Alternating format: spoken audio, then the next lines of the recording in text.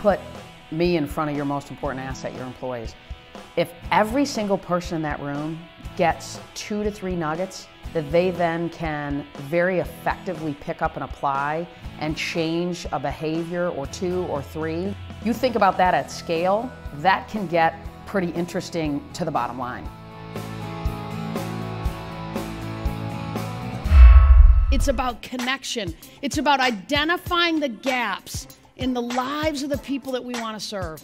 It's about figuring out what's not right in their world and then identifying ways in which we can begin to almost act like we have the business before we have the business. How many people in the room have folks that call you on the phone, and when you look down at your phone when it rings, you go, oh my gosh.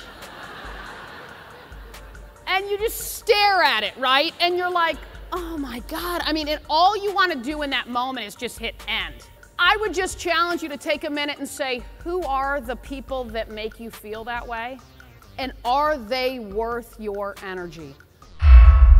To me, part of being fearless is having the courage to take ownership in those moments, to be accountable, to learn from those moments so that we can, in fact, get even better.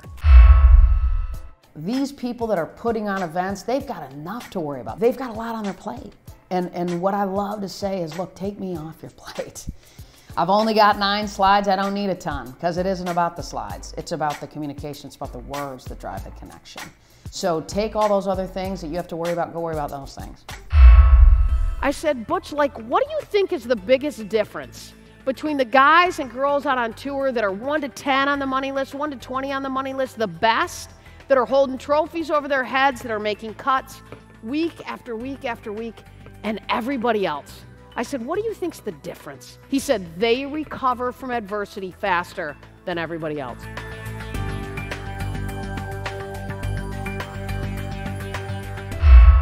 When we think about showing up every day as the best version of ourselves, I think it starts with believing in our ability to change, believing in our ability to evolve, because when we get uncomfortable, you know that feeling sometimes that we get when we get a little bit uncomfortable and we get that pit in our stomach?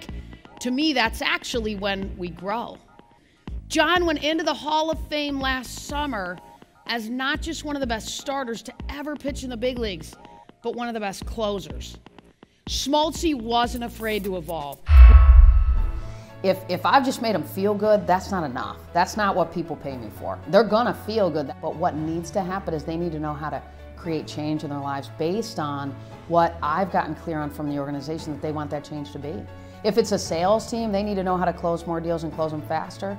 Awesome. If it's a leadership team and we need to make sure that they're building a culture of community and authenticity, a culture of connection and clarity, a culture of safety and vulnerability, that's what I'm going to make sure they walk out with. So every single keynote is a little bit different, because every single person in the room is a little bit different, and every single leadership team has a different gap they're trying to close. The sports agency business, there are actually more agents than players to represent. That's how competitive it is. And trust me, there aren't very many running around in a skirt.